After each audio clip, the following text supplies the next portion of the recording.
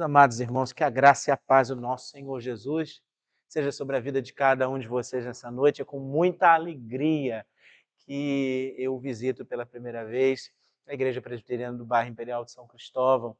Eu tive o privilégio e a honra de conhecer o reverendo Joel e sua esposa Roberta antes mesmo de ser ordenado. Não sei se os irmãos lembram de um treinamento da Secretaria-Geral da Infância que aconteceu na primeira igreja presbiteriana de Niterói no ano de 2010.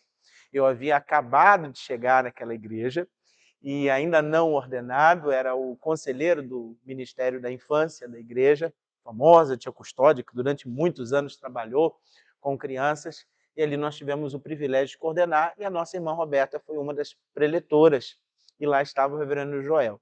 Anos mais tarde, sob a direção do reverendo Homer, eu tive o privilégio de trabalhar junto com o reverendo Joel na docência do seminário presbiteriano. E hoje, enquanto diretor, eu tenho o privilégio também de tê-lo como um dos nossos professores na nossa pós-graduação. Pós-graduação em Cosmovisão Cristã. Queridos, o pedido de oração do diretor do seminário, ele é muito sério, ele é muito solene. Diretor, o nosso seminário, em primeiro lugar, é parte da igreja. Às vezes as pessoas têm a impressão de que trata-se apenas de uma casa acadêmica, de formação acadêmica. Não é? Nosso seminário é parte da igreja. É ali onde nós experimentamos também a mesma comunhão com o Senhor, nos dedicando aos estudos. Mas há um certo grau de seriedade na medida em que nós preparamos aqueles que serão os futuros pastores e mesmo outros líderes, não necessariamente só os pastores, aqueles que vão conduzir o povo de Deus cada vez mais a Jesus Cristo, nosso Senhor e Salvador. Tenho falado isso aos nossos professores, da seriedade de nossa missão. E nós carecemos da intercessão da igreja para que sejamos fiéis ao nosso Redentor, ao nosso Senhor Jesus. Nossa casa tem primado pelo zelo pela nossa boa e velha teologia reformada, que reúne o que há de melhor da reflexão daquilo que temos da palavra de Deus. Nós temos zelado pela piedade, porque entendemos que pastor é crente, e crente precisa conhecer o Senhor, amá-lo, respeitá-lo, reverenciá-lo. Ter a plena consciência de que esse Senhor, ele é Rei dos Reis e Senhor dos Senhores, e assim, também como destacado a proclamação. Porque não adianta nada menos ensinarmos aqueles que já conhecem o Evangelho, se nós não nos dedicamos também a cumprir integralmente a nossa vocação de anunciar aqueles que ainda não conhecem Jesus, que Ele salva, Ele salvou, Ele salva, Ele há de continuar salvando. E assim, nós temos buscado no seminário Simonton fazer isso para a glória de Deus. Também nos aproximar das igrejas. Além do nosso curso de graduação, que é voltado para qualquer irmão que deseja se aprimorar no conhecimento teológico, nós também implementamos um curso de introdução à teologia, um curso introdutório. É claro, um curso incipiente que não é tão aprofundado quanto o curso de teologia, a graduação, que dura 4 anos, mas vai um pouco além daquilo que nós temos na escola dominical, por oferecer ferramentas de trabalho aos nossos professores de escola dominical e outros líderes da igreja. E nos últimos anos, o nosso seminário também se lançou ao desafio de oferecer cursos de pós-graduação, cursos livres de pós-graduação, na área de plantação e revitalização de igreja, na área dos estudos do Novo Testamento e de cosmovisão cristã sobre o referencial calvinista. Temos ainda um projeto, por enquanto está só no sonho, e eu tenho o privilégio de dizer que a nossa irmã Rafaela faz parte desse sonho. Muita gente só tem sonhado, né? A gente não conseguiu ainda implementar um esboço de projeto, mas esse sonho, se Deus assim permitir, em breve, será transformado também em projetos, no papel e também em execução. Para o retorno do curso de música sacra do nosso seminário. Entendemos que precisamos formar bons músicos, referencial da teologia reformada para as nossas igrejas, não só as igrejas presbiterianas da nossa região metropolitana do Rio de Janeiro, mas todas as igrejas evangélicas. Mas isso é um grande desafio. A gente não pode simplesmente pegar e fazer um curso assim do nada. Tem que pensar, tem que ir com calma, né? Um dia por vez. Já diria o Senhor Jesus. Basta cada dia o seu próprio mal. E assim a gente vai pensando, a gente vai estudando para não fazer as coisas de forma acabar. Queridos, eu estou aqui com a minha esposa, meu garotinho, foram lá, foi um Jesus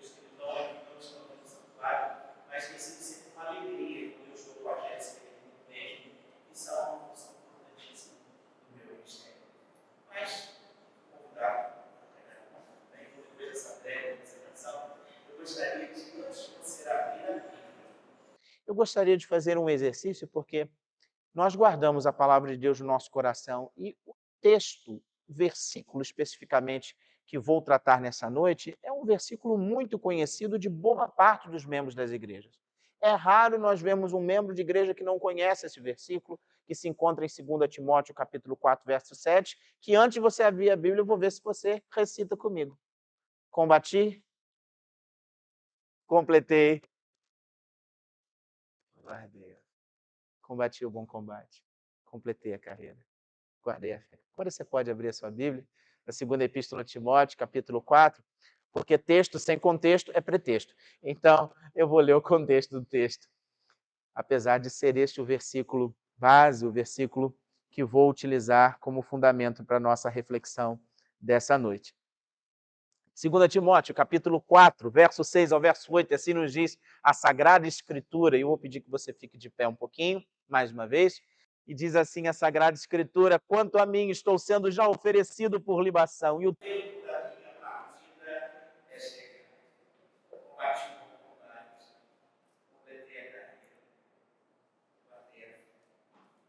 Já agora a coroa da justiça me está guardada, a qual o Senhor, reto juiz, me dará naquele dia, não somente a mim, mas também a todos quantos amam a sua vida. Os irmãos podem se acercar. Vocês lembram o que é o epitáfio? O epitáfio é aquela última inscrição da lápide, tem como objetivo homenagear, fazer lembrar algo importante sobre a pessoa que foi sepultada. É uma frase que, de certa forma, sintetiza, que, de certa forma, resume a vida de uma pessoa. Apesar de ser algo meio esquisito, eu pergunto: quando você partir, como vão se lembrar de você? Que frase vai resumir a sua vida? Como você vai ser lembrado? O que é que poderá ser dito a respeito da sua existência? Qual será o epitáfio que vai estar na sua lápide? E me permitam explicar porque faço esta introdução desta forma, porque Paulo, neste trecho, de certa forma, ele sugere a Timóteo um epitáfio. Ele sugere uma frase que sintetiza a sua vida não com o objetivo de se auto-homenagear, mas de forma instrutiva, de forma demonstrativa, aquele jovem pastor, ele tenta demonstrar aquilo que foi a sua vida, as características fundamentais da sua existência e do seu ministério. Nós percebemos nesse texto que acabamos de ler, o apóstolo Paulo muito consciente da sua passagem, muito consciente de que chegava ao final da sua vida. Ele tem em mente que a morte lhe é iminente. Isso lhe dá razão para fazer um extenso apelo a Timóteo, de certa forma, toda esta epístola é uma grande orientação àquele jovem pastor. Os estudiosos, de uma certa forma, concordam que esta epístola já se refere à segunda prisão do apóstolo. A segunda prisão não, né? Ele foi preso na verdade várias vezes. Mas a segunda mais importante prisão do apóstolo, quando não há mais expectativa de que ele saia para continuar as suas atividades missionárias. E aqui, entendendo que chegava o momento de morrer, ele se dirige a Timóteo usando metáforas que, de certa forma, nos dão clareza para a sua voz. A primeira metáfora que ele utiliza é o fato de ele estar sendo oferecido como libação. A libação era uma oferta que era derramada sobre o animal sacrificado. Aqueles que vão dizer que Paulo aqui se compreende como uma oferta que é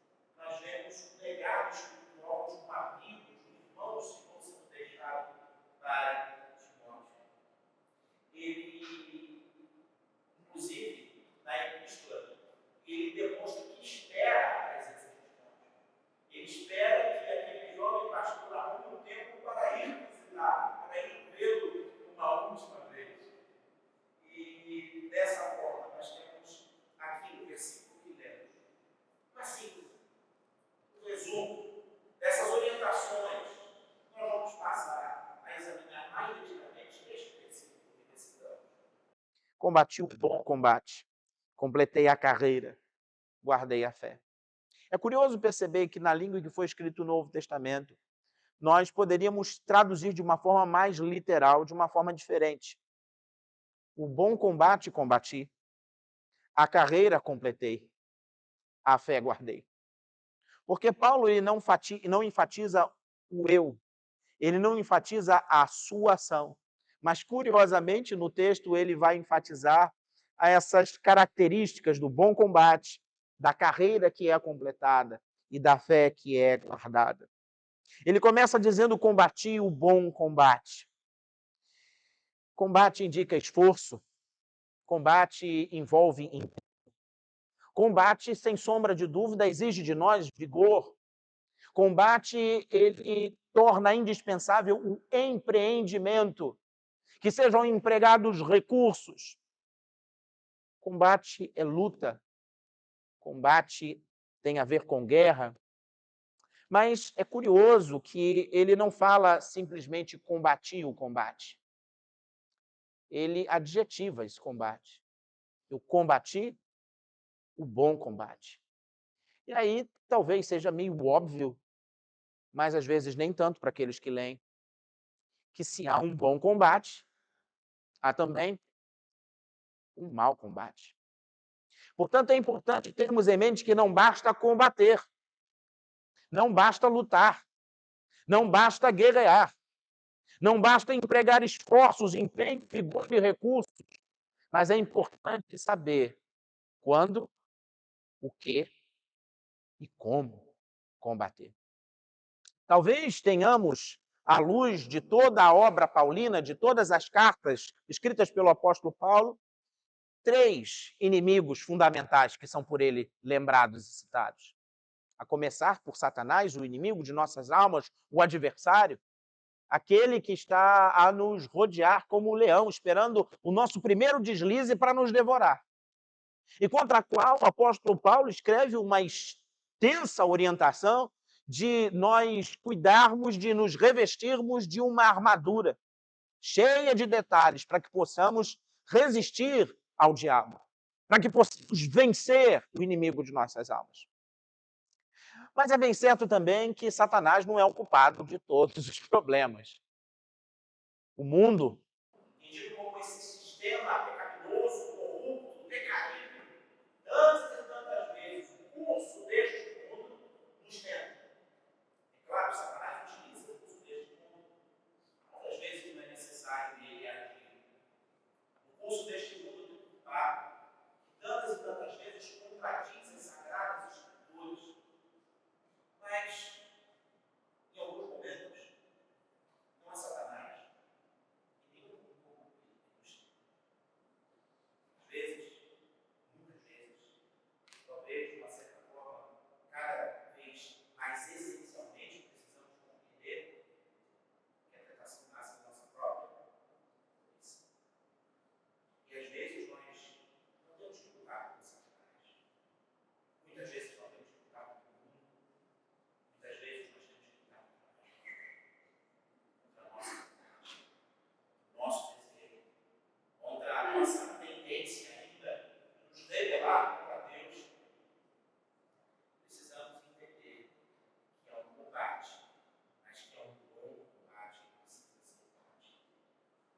Isso pode ser aplicado não só de forma espiritualista, porque a vida espiritual ela vai muito além do combate contra o pecado, mas às vezes aquilo que não é necessariamente pecado também precisa ser evitado, porque não vai trazer o que é bom.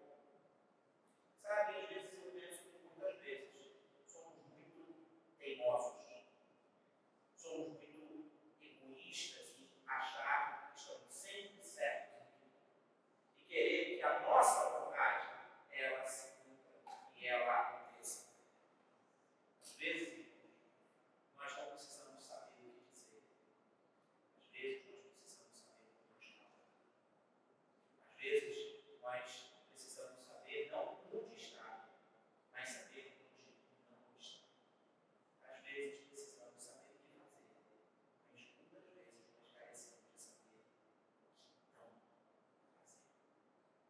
combati com combate.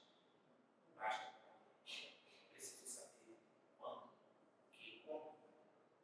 Mas o apóstolo segue dizendo que ele combateu com o combate e completou a carreira. E aqui nós temos uma imagem comum nas epístolas paulinas. Ele tem em mente uma figura atlética, quem sabe uma pista olímpica. É curioso que na primeira imagem que ele usa, o combate, ele talvez tivesse em mente uma arena em que, seja gladiadores, ou talvez, quem sabe, uma luta greco-romana acontecia, mas aqui ele tem em mente uma pista, um caminho, uma pista, uma estrada, uma jornada que precisa ser feita. Talvez, quem sabe, uma corrida de obstáculos. As competições políticas eram muito comuns naquele período, naquela região para a qual ele escreve. Mas eu gostaria de destacar o fato de que uma carreira, uma pista, uma estrada, um caminho, é algo que precisa ser percorrido. E percorrer, caminhar, o jornadear, existe a concepção, a convicção de processo. Não é algo imediato. Não é algo instantâneo. Não é algo rápido. Não é algo tipo fast food. É algo que precisa ser trabalhado. É algo que talvez envolva empenho, vigor, esforço, empreendimento, recursos, mas, sobretudo, a capacidade de se compreender que existe uma gradação, existe uma escalada, existe, de fato, uma caminhada, existe um passo a passo. Nós vivemos na época do instantâneo. Nós vivemos na época do imediato. Nós vivemos na época em que tantas e tantas vezes somos exigidos a ter respostas rápidas e muitas vezes resultados, frutos imediatos. Mas qual é a qualidade desses frutos? Quais são as verdadeiras características desses pseudo-resultados? Aqui nós temos uma ideia de continuidade. Não se trata de algo instantâneo, imediato, mas contínuo. E por isso envolve resiliência, perseverança e constância. Uma caminhada envolve resiliência, porque enquanto caminhamos, nós vamos tropeçar. Muitas vezes, os obstáculos vão nos fazer nos machucar. Muitas vezes, nós vamos nos enganar e vamos tomar caminhos. Nesse caminho, nós vamos acabar tomando um atalho, ou às vezes entrar em uma rua sem saída. Muitas vezes nós vamos dar de cara na parede, muitas vezes nós vamos tropeçar e cair fora da pista. Mas é importante entender que nós precisamos nos levantar novamente, nos reerguer e saber que precisamos continuar a caminhar, precisamos continuar a seguir. Isso é resiliência, a capacidade de tomar as várias circunstâncias, os vários problemas que surgem e de forma alguma desistir, mas aprender com os nossos erros, aprender com as nossas falhas, seguir adiante. Da resiliência vem a perseverança, que é o ato de manter-se firme no curso, sabendo que há um objetivo, sabendo que há um alvo e que nós precisamos chegar a esse objetivo, precisamos chegar a esse alvo. Não podemos desistir. Não podemos olhar para trás se já começamos a trabalhar. Claro, isso envolve também constância. A constância é aquela capacidade de não viver um alto e baixo.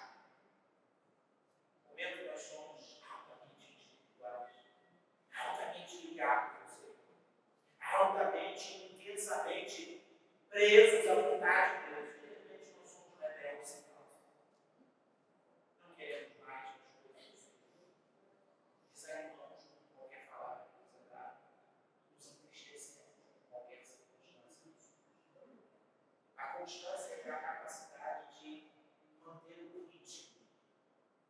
E é curioso isso, porque aprendi apenas isso na semana passada. Eu tive o privilégio de reunir sem necessidade, estamos também no retiro de planejamento. Nós fomos numa casa em Teresópolis,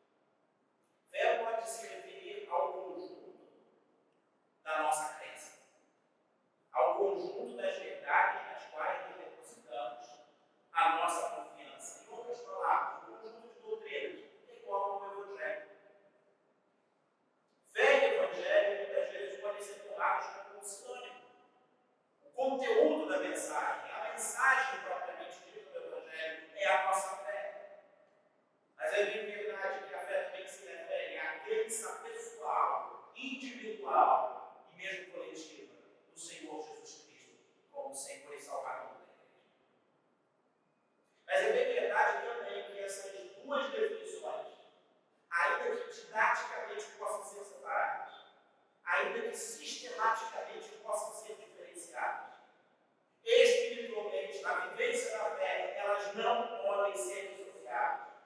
Porque viver, crer pessoalmente em Jesus Cristo como Senhor e Salvador exige conhecimento do Evangelho, conhecimento da doutrina do Evangelho.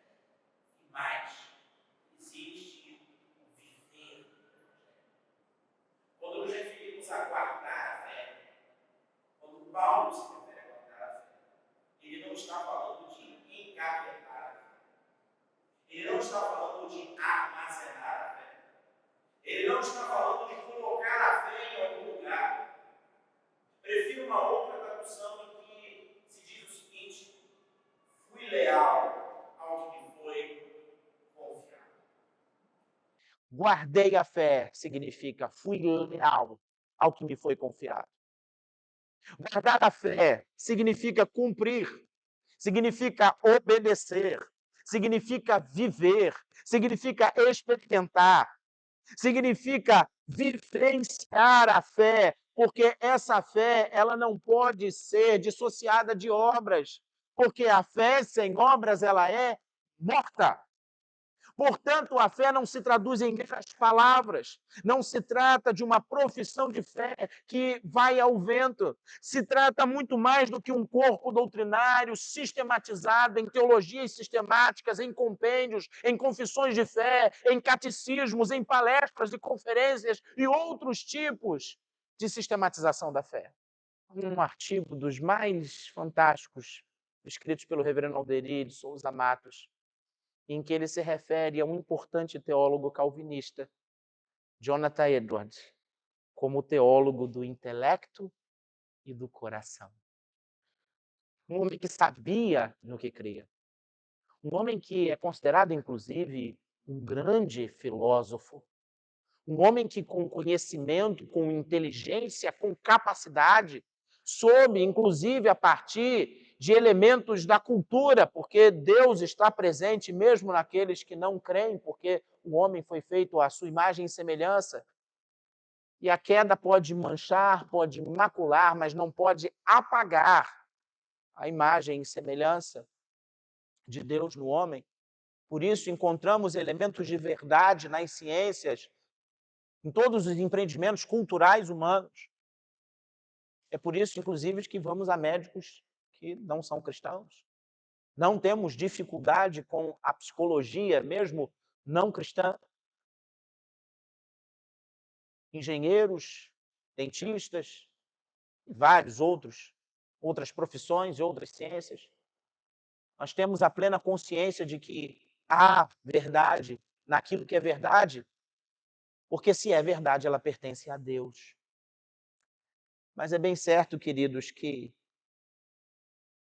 não adianta nada ter conhecimento só pelo conhecimento, sem entender que esse conhecimento ele tem origem em Deus. E sem experimentar desse conhecimento de uma forma piedosa. Eu não sei se vocês lembram do conceito calvinista de piedade. João Calvino, logo nos primeiros capítulos de sua principal obra, As Institutas da Religião Cristã, ele vai deixar claro que a verdadeira piedade envolve conhecer a Deus e a si mesmo. Porque aquele que se envolve no conhecimento de Deus, à luz das Escrituras, que são a revelação especial de Deus, não tem como não observar a sua grandeza, o seu poder, a sua majestade, a sua santidade, o seu amor, a sua pureza, a sua retidão, a sua misericórdia, tanto quanto o seu juízo, a sua ira. E ao se colocar diante desse Deus que é grandioso, que é poderoso, que é majestoso, não há como não olharmos para nós mesmos e não termos a mesma atitude que teve Isaías. Senhor, eu estou perdido. E curioso lembrar do texto de Isaías. Porque, no bem da verdade, quando lemos com calma aquele texto, nós descobrimos que Isaías não viu Deus. Porque se tivesse visto, ele teria sido completamente fulminado. É curioso ler que Isaías está no templo quando tem a visão. E ele diz que ele vê anjos, ele vê serafins, ele vê querubins, ele vê o trono, e ele sabe quem está assentado no trono, mas ele está no templo. E ele diz o seguinte: as abas das suas vestes enchiam o templo. O lugar onde ele estava estava preenchido pelas abas das vestes do Senhor. É interessante, né? É um pequeno detalhe do texto.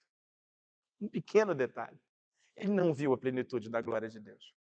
Mas somente com as abas das vestes do Senhor, ao conhecer da santidade, da pureza, da retidão, da justiça de Deus, ele diz: eu estou perdido. Eu sou um homem de impuros lábios. Habito no meio de um povo impuro. A verdadeira piedade é o temor do Senhor, que, segundo Provérbios, é o princípio da sabedoria. Fé não é simplesmente dizer que se acredita.